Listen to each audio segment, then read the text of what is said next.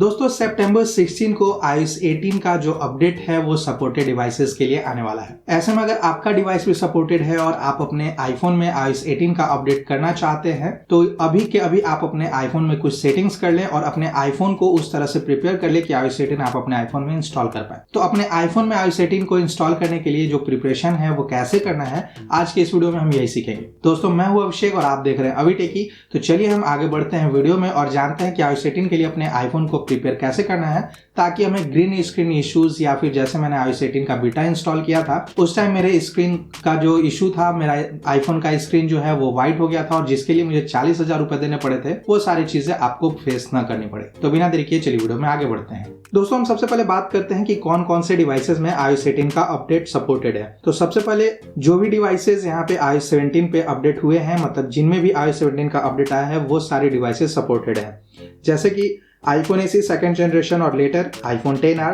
XS, XS Max, iPhone 11 के सारे series, iPhone 12 के सारे सीरीज, iPhone 13, iPhone 14, iPhone 15 के जितने भी मॉडल्स हैं उसमें ये जो iOS 18 का अपडेट है वो सपोर्टेड है। तो अगर आपका डिवाइस इनमें से कोई भी डिवाइस है तो आपके फोन में iOS 18 का अपडेट आने वाला है। अब हम बात करते हैं अपडेट साइज की दोस्तों। तो जैसा यहाँ पे आप देख सकते हैं कि मेरा जो अपडेट था RC बिल्ड का, जैसे मैं डेवलपर बीटा पे था तो उसमें ये जो अपडेट आया था वो था 6.85 GB का। इसका मतलब ये है दोस्तों कि आपको अपने आईफोन में कम से कम 7 से 8 GB स्पेस को फ्री रखना होगा ताकि ये जो अपडेट है वो आपके आईफोन में इंस्टॉल हो सके। और इसके अलावा दोस्तों ये भी ध्यान रखना है कि कम से कम 7 GB आपका जो यहाँ पे डेटा है वो खर्च होने वाला है। अगर आप वाईफाई पे हैं तो अच्छी बात है, आप वाईफाई से कनेक्ट करके इस अपडेट को इंस्टॉल करें तो अच्छा रहेगा। या फिर अगर आप अनलिमिटेड प्लान पे हैं इंडिया में, जैसे 5G अनलिमिटेड चल रहा है या फिर मतलब अनलिमिटेड प्लान कोई भी यूज कर रहे हैं तो उसमें आप ये डाउनलोड कर सकते हैं, कोई प्रॉब्लम नहीं है, आपको वाईफाई की रिक्वायरमेंट नहीं होगी। अगर आपके आईफोन में दोस्तों अगर स्पेस अवेलेबल नहीं है ताकि आप ये अपडेट को इंस्टॉल कर सके अपने आईफोन में, तो उसके लिए आप अपने सेटिंग्स में चले आइए आईफोन की और उसके बाद जनरल में चले आइए और यहाँ पे आपको आईफोन स्टोरेज में चले आना है और आपका जो भी अवेलेबल स्टोरेज है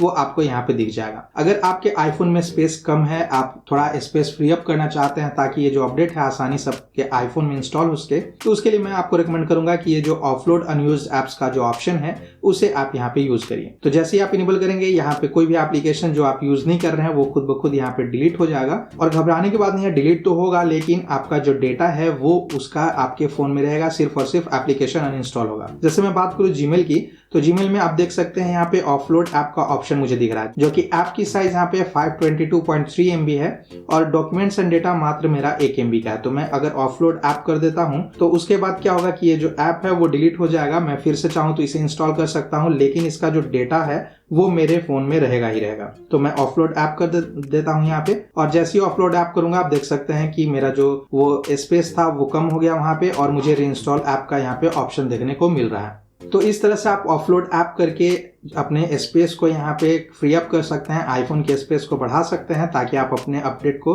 iOS 18 का जो भी अपडेट आएगा अपने आईफोन में आप आसानी से इंस्टॉल कर पाएं। इसके अलावा फोटोज में आप जा सकते हैं। फोटोज में जाने के बाद आप यहाँ पे फोटोज वगैरह डिलीट कर सकते हैं, जो भी फोटोज हैं वो सारे कुछ आप यहाँ पे डिलीट कर सकते हैं जो यूज का आपका नहीं है। सॉल्व करिए, सॉल्व करने के बाद जो भी एप्लीकेशन है जो जितने डेटा ले रहे हैं अगर आप चाहते हैं फ्री अप करना तो वो कर सकते हैं। इसके अलावा जो एप्लीकेशन आप यूज नहीं कर रहे हैं उसे आप अनइंस्टॉल कर सकते हैं। जैसे बहुत दिनों से आपने किसी एप्लीकेशन को यूज नहीं किया, ओपन नहीं किया है और आप उसे यूज फ्रीक्वेंटली करते भी नहीं है तो उस एप्लीकेशन को आप कुछ इस तरह से अनइंस्टॉल कर सकते हैं। रिमूव ऐप पे टैप करके डिलीट ऐप कर दीजिए और वो जो एप्लीकेशन है वो डिलीट हो जाएगा और आपके आईफोन में स्पेस फ्री अप हो जाएगा। इसके अलावा फोटोज ऐप में जाके आप फोटोज जो भी फोटोज और वीडियोज हैं वो आप यहाँ पे डिलीट कर पाएंगे। अगर आपका आईफोन का स्पेस फ्री अप हो गया है तो उसके बाद आपका जो सबसे क्रूशियल चीज है या फिर इंपॉर्टेंट चीज है अपडेट को इंस्टॉल करने से पहले वो है अपने आईफोन को बैकअप करना। तो बैकअप करने के लिए आप अपने आईफोन की सेटिंग्स में चले आइए। सेटिंग्स में आने के बाद आपको यहाँ पे टैप करना है जिसमें कि आपको अपना एप्पल अकाउंट दिखेगा या फिर एप्पल आईडी दिखेगी, उस पर आपको टैप करना है। टैप करने के बाद iCloud का ऑप्शन आपको दिख जाएगा तो उस पर टैप करिए और उसके बाद यहाँ पे iCloud बैकअप में जाकर अपने डिवाइस को बैकअप कर लीजिए। बैकअप दिस आईफोन का जो ऑप्शन है उसे यहाँ पे इनेबल कर दीजिए और जैसे ही आप इनेबल करेंगे आपका जो आईफोन है वो बैकअप होना खुद ब खुद यहाँ पे शुरू हो जाएगा।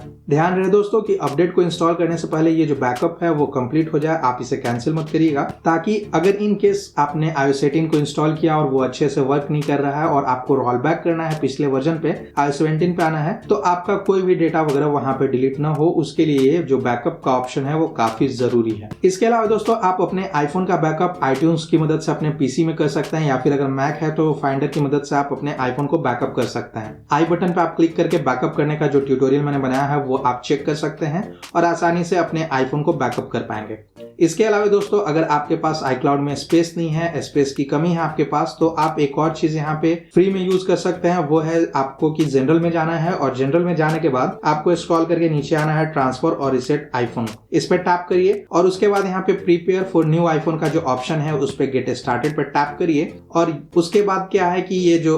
ऑप्शन है, ये जो फीचर है वो आपको यहाँ पे फ्री में अनलिमिटेड स्टोरेज दे देगा 21 दिनों के लिए, ताकि आपका जो डेटा है वो नए आईफोन के लिए प्रिपेयर हो पाए। तो इस केस में आपका जो डेटा है वो iCloud पे ऑटोमेटिकली सारा कुछ सेव हो जाएगा, अपलोड हो जाएगा और आप आसानी से अपने आईफोन में iOS 18 को इंस्टॉल कर पाएंगे और साथ ही साथ आपका डेटा जो है वो वहां पे बैकअप रहेगा, सिक्योर रहेगा। इनकेस अगर कुछ प्रॉब्लम आती है तो आप रोल बैक कर लेंगे और उसके बाद ये जो डेटा है वो iCloud की मदद से आप रिट्राइव भी कर पाएंगे या फिर रिस्टोर कर पाएंगे अपने आईफोन में। तो ये जब आप करेंगे तो आपको यहाँ पे ध्यान देना है कि ये जो प्रोसेस है वो यहाँ पे शुरू होगा, आपको यहाँ पे स्टेटस में दिखेगा, तो वो आप चेक करते रहिएगा। इनकेस अगर वो पूरी नहीं हुई है, कंप्लीट नहीं हुआ बैकअप, तो वैसे केस में आप अपने आईफोन में उस टाइम अपडेट इंस्टॉल मत करिएगा, नहीं तो आपका डेटा जो है वो बैकअप नहीं हो पाएगा और कोई प्रॉब्लम होगी तो फिर आप उस डेटा को रिट्राइव नहीं कर पाएंगे। इसके अलावा जो सेकेंड इंपॉर्टेंट थिंग है अपडेट के लिए वो है बैटरी। तो दोस्तों किसी भी अपडेट को इंस्टॉल करने से पहले अपने आईफोन में अपने आईफोन की बैटरी को फुल कर लीजिए, ताकि इनकेस जब अपडेट यहाँ पे इंस्टॉल हो रहा होगा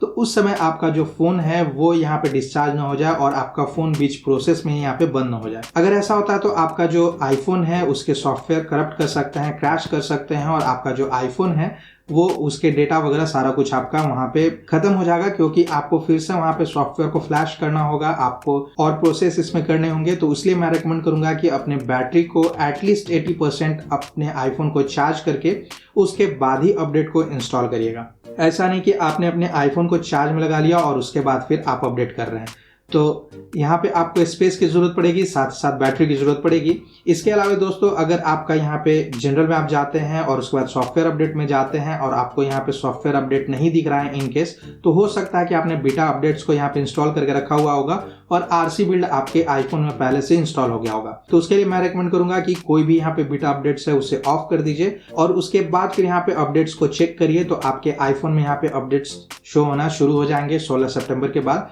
और आप आसानी से अपने आईफोन को iOS 18 पे अपडेट कर पाएंगे। इसके अलावा दोस्तों ये जो बीटा अपडेट्स है वो ऑफ करना इसलिए जरूरी है क्योंकि अगर आप चाहते हैं iOS 18 पे ही रहना, तो आगे चल के अगर आप मान के चलिए जो कोई अपडेट करते हैं या फिर आपने डेवलपर बीटा या फिर पब्लिक बीटा को यहाँ पे इंस्टॉल करके रखा हुआ प्रोफाइल को, तो उस केस में क्या होगा कि कोई भी अपडेट आएगा तो वो खुद ब खुद यहाँ पे इंस्टॉल हो जाएगा और आप बीटा प्रोफाइल को ही यूज करेंगे, बीटा सॉफ्टवेयर को यूज करेंगे, स्टेबल वर्जन पे नहीं रह पाएंगे। तो इसलिए जो अपडेट है बीटा अपडेट्स, इसे ऑफ करना काफी जरूरी है। एक और चीज है दोस्तों, अगर आप यहाँ पे iOS 18.1 का सॉफ्टवेयर बीटा यहाँ पे यूज कर रहे हैं, बीटा प्रोफाइल आपने इंस्टॉल करके रखा हुआ है, तो वो अभी आपके लिए अपडेट नहीं आने वाला है क्योंकि iOS 18.1 का जो अपडेट है वो अक्टूबर या फिर नवंबर में आएगा। तो तब तक आप बीटा प्रोफाइल ही यूज कर पाएंगे। आप iOS 18 का जो RC बिल्ड है या फिर मतलब जो पब्लिक रिलीज होगा वो आप यहाँ पे अपने आईफोन में यूज नहीं कर पाएंगे और उसके चलते आप यहाँ पे एप्पल इंटेलिजेंस वगैरह का जो फीचर है वो तो यूज करते रहेंगे। लेकिन अगर आपने iOS 18 का यहाँ पे इंस्टॉल करके रखा हुआ है, तो आपने अगर iOS 18 को इंस्टॉल भी कर लिया तो आपके फोन में एप्पल इंटेलिजेंस का कोई फीचर देखने के लिए नहीं मिलेगा, क्योंकि एप्पल इंटेलिजेंस अभी 18.1 बीटा सॉफ्टवेयर में है, बीटा डेवलपमेंट में है वो। तो जब तक 18.1 का फाइनल रिलीज नहीं आ जाएगा तब तक आपको एप्पल इंटेलिजेंस का कोई फीचर आपको आईफोन में देखने को नहीं मिलेगा। अब चलते हैं दोस्तों iOS 18 के प्रिपरेशन का जो सबसे ज्यादा जरूरी चीज है, जो सबसे महत्वपूर्ण चीज है, उसके बारे में हम बात करते हैं। दोस्तों अगर आप iOS 18 का अपडेट इंस्टॉल करने के बाद अपने आईफोन में ग्रीन स्क्रीन इशू या फिर व्हाइट स्क्रीन इशू नहीं देखना चाहते हैं, तो मैं आपको रिकमेंड करूंगा कि आप अपने आईफोन को फुल चार्ज कर लीजिए या फिर एटलीस्ट 80% चार्ज करने के बाद ही उस अपडेट को इंस्टॉल करिए, डाउनलोड में लगाइए। मैं आपको ऐसा इसलिए बोल रहा हूं दोस्तों क्योंकि मैंने जब बीटा इंस्टॉल किया हुआ था, तो मैं फ़ोन को यूज़ कर रहा था ऐसे ही, और उसके बाद क्या किया मैंने कि जो अपडेट आया उसको इंस्टॉल करने के लिए अपने फ़ोन को चार्जिंग में लगा दिया और उसके बाद उसका जो अपडेट है वो इंस्टॉल कर लिया। तो चार्जिंग के कारण, फास्ट चार्जिंग के कारण मेरा जो फ़ोन है वो पहले से गर्म था, और उसके बाद हीट होने के बाद मैंने जैसे ही वहाँ पे सॉफ्टवेयर को इंस्टॉल किया, तो इंस्टॉलेशन के प्रोसेस में आप जानते हैं कि फ़ोन हमारा हीट हो जाता है जब अपडेट यहाँ पे इंस्टॉल होता है। तो मेरा जो फ़ोन है वो हीट हो गया, और हीट होने के बाद मेरा जो आईफोन का स्क्रीन है वो वाइट हो गया। और दोस्तों आप ये बिलीव नहीं करिएगा कि सिर्फ और सिर्फ एक प्रॉब्लम या फिर मिस्टेक के चलते मुझे अपने आईफोन 13 प्रो मैक्स में 39,000 का डिस्प्ले मुझे नया लगवाना पड़ा, क्योंकि वो वाइट स्क्रीन इशू आ गया था और जो मेरा फोन है वो आउट ऑफ वारंटी भी था। तो आपके केस में ऐसा कुछ ना हो, आप पैसे आपको पे ना करने पड़े, आपका जो फोन है उसमें कोई प्रॉब्लम ना आए, इसलिए मैं आपको रिकमेंड करूंगा कि अपडेट के दौरान ये ध्यान रखना है कि अपडेट से पहले आप अपने फोन को यूज ना कर रहे हो, और दूसरा चीज कि आप चार्जिंग के दौरान अपने फोन को अपडेट ना करें, क्योंकि अगर हीट होगा तो हीट के कारण ग्रीन स्क्रीन इशू या फिर व्हाइट स्क्रीन इशू देखने को मिल जाएगा, और उसके बाद फिर आपको अच्छा खासा पैसा अपने आईफोन के डिस्प्ले को रिपेयर कराने में या फिर रिप्लेस कराने में देना पड़ जाएगा। और दोस्तों जो लास्ट चीज है iOS 18 के अपडेट को इंस्टॉल करने से पहले जो आपको अपने आईफोन में करना है वो ये है कि आप अपने आईफोन को किसी भी वाईफाई से कनेक्ट कर लीजिए। वाईफाई से कनेक्ट करने के लिए दोस्तों मैं आपको इसलिए बोल रहा हूँ, हो सकता है कि आपके पास अनलिमिटेड मोबाइल डेटा हो,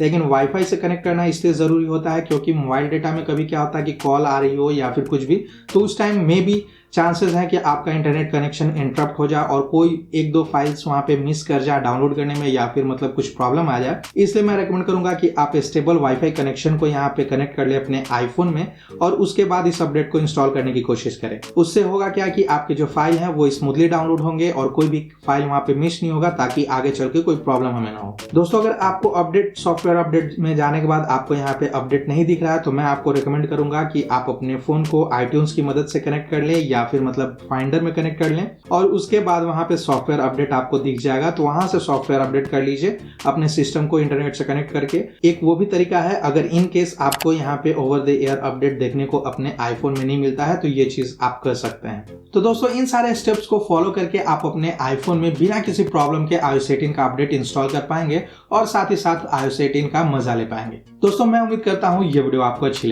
लगी है तो लाइक करें, कमेंट करें, अपने दोस्तों के साथ शेयर करो और साथ ही साथ अभी टेकी को सब्सक्राइब करना ना भूलें।